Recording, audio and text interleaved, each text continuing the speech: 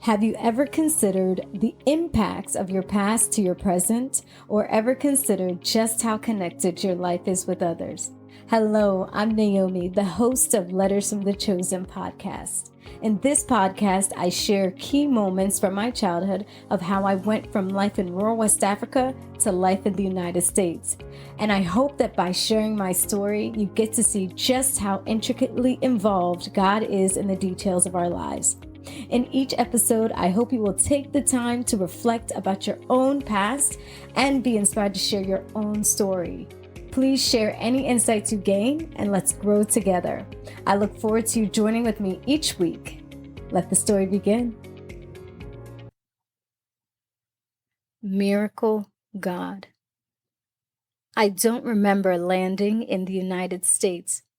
Dad said he was anxiously waiting at the airport looking for us amongst the arrivals. I do remember arriving at your home. You had a large black Labrador named Joey. He was a very well-behaved dog. Unfortunately for him, I had already had a negative experience with a dog, so I was not going to be buddies with him. You also had two older children, Matthew and Jessica. I had a new brother and a new sister. Jessica and I shared a bedroom. My bed was underneath the window to the left of the room, and my sister had a bed to the right side of the room. Sometimes I would fall out of the bed, and even when I fell, I would remain on the floor. Although I liked my bed, I felt much more comfortable and secure sleeping on the floor. My sister had so many clothes and old toys. I'd never seen so many stuffed animals before in my life. She also had just about every chapter book ever made. I developed a love for reading because of her. She loved to read more than anything and would encourage me to do so too. She would share her books with me and read to me during our childhood. I liked to braid her long, beautiful brown hair. I had wanted to be a hair braider ever since I was young. Whenever anyone at the church asked me what I wanted to be when I grew up, I would declare that I was going to be a hair braider. I would practice hairstyles on my sister's hair and on my Barbie dolls. I was also given hairstyling books, and I would practice them on the Barbie doll's hair. I don't know how I replicated some of those styles on their tiny little heads. I also had a new father, Tom. He was a tall man with pale skin and grayish blue eyes framed with a large set of glasses. He was a blend of both sternness and silliness, which was a combination in a father that was unfamiliar to me, but I liked him. I could tell he enjoyed being a father, and to my surprise, he seemed to like being mine too. So this was my new family, complete with a dog. Well, we were definitely in for an adventure of a lifetime. Life with you and Dad was so different. It was nothing that I could have ever dreamed up. Our house was beautiful with a large backyard. There were so many trees in that yard. Remember how I would sit in the little tree and look out over the neighborhood? It was so peaceful. I also had to get accustomed to the different foods you and the rest of our family ate. Each time you prepared a dish, I would always ask you what it was called. On one of those occasions, I asked you what the name of the meal was that you had prepared that evening. You stated that it was angel hair pasta. Oh, I spat out those noodles so quick. You had to reassure me over and over again that I wasn't actually eating angel hair. Anything yellow you made, I liked it since yellow was my favorite color. So whether it was macaroni and cheese, corn, I ate it. Thankfully, my criterion for good food has expanded since then. I remember one of my favorite stories you shared of when I first came to live with you. One day we had arrived back at the house after being out somewhere. I saw a squirrel scamper across the front yard. I encouraged you to hurry up and catch the squirrel. Get it, Mom! Get it! You asked me why you should catch the squirrel, and I looked at you as if you should have already known and replied, "It is for dinner." I don't ever remember seeing squirrels before, but it must have reminded me of something we ate back at home.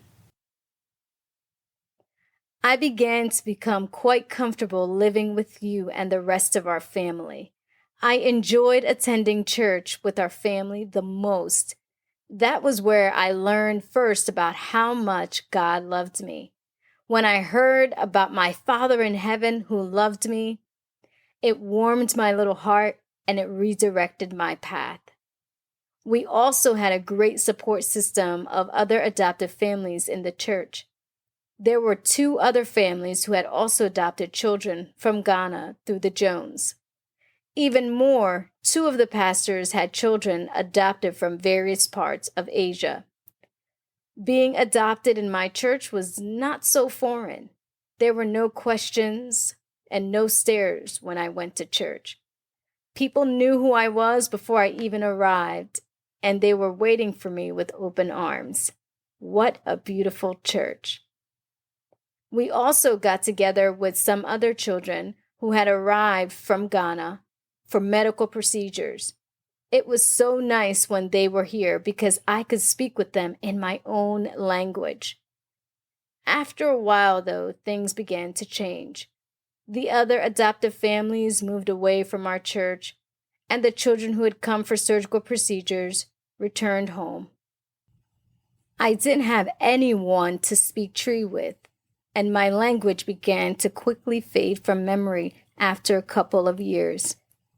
Being immersed in another language felt like having a conversation with someone while wearing headphones. I could tell that the person was speaking to me, but his words were muffled, and I was hearing a different track through the headphones. After a while of living in an English-speaking home, the headphones felt like they'd been lifted off of my ears. I could hear and understand the English language clearly, but I could no longer hear my Tree language. When I dream, it's all in English now.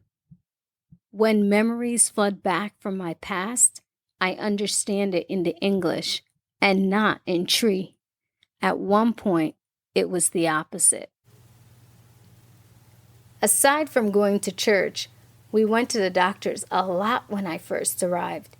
It was the one place where I was the most obstinate with you and Dad.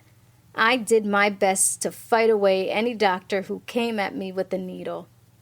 I know you're so glad those days are over, Mom. You explained to me that when I had first arrived, I needed to get my immunization shots in order to go to school. I felt like every time we went to the doctor's office, they had a needle with my name on it waiting for me. Several years later, you informed me that there was another reason for the doctor visits. When you came to get me in Ghana, you were told that the results for my HIV test had come back positive. Even with the news, you had faith that God would work it out. I'm so glad that you didn't change your mind about adopting me. I wasn't aware that there was anything wrong, and you kept this information from me at the time. Instead, you shared the diagnosis with close friends from the church who immediately began to pray for me. You then took me to get evaluated and to get some direction on the treatment options for me. When we went for the results of my evaluation, you described how the room was filled with so many specialists. You said you'd never seen so many health professionals in one room before. You explained why this evaluation had caused such a stir. HIV was relatively new in the 90s, especially amongst children in the U.S., so there was a lot of study in the treatment of the disease for children. As we waited to receive the plan of action for my healthcare needs, the room slowly began to empty out. Medical personnel after medical personnel began to exit the room until only we remained. The doctor returned and explained that the results of my test had come back negative. He reasoned that the test that was conducted in Ghana must have been faulty or misread. But you told me otherwise. It was a miracle. You believed that God had healed me. You shared with me how you and Dad trusted that God would work it out since He had given me to you both. Whether the doctors believed that a miracle had occurred that day or not, God does perform miracles. In the Bible, it states, "You are the God who performs miracles. You display your power among the peoples." Psalm 77:14. God performs miracles, and I give Him the glory for being healed and growing up healthy. A couple years later, I walked into the library at our church. The librarian greeted me and called me a miracle child. When I told you about what the librarian had said to me, you told me this story of the diagnosis and how the church had prayed for my healing. I have no recollection of that day when we waited for the results of the evaluation. Maybe because it's only the victory that matters in the end.